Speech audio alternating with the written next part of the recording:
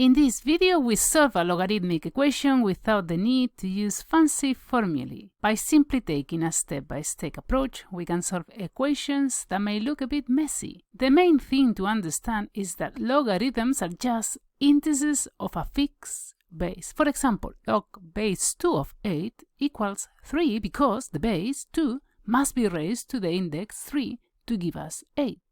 A logarithmic equation has x under the log sign. Solving it requires rewriting it in index form. If log base 2 of x equals 5, x equals 2 to the 5, 32.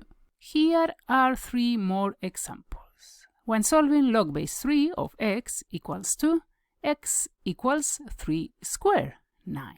When solving log base square root of 5 of x minus 1 equals 2, we raise the base, square root of 5, to the power of 2, and we add 1, x equals 6. When solving the third equation, we raise the decimal base 10 to the power of 2, and the equation becomes linear. We solve it normally, x equals 33. We are solving the logarithmic equation. Stop the video here and give it a go.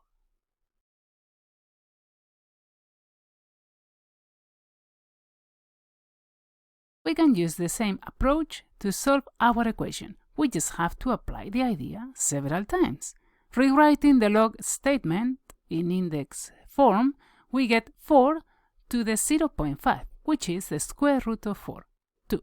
We repeat the process. 3 to the 2 equals 9, and again 2 to the 9 equals 512.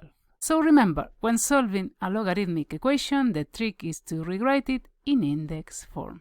If you enjoyed this video, subscribe to this channel and hit the notification bell to receive updates.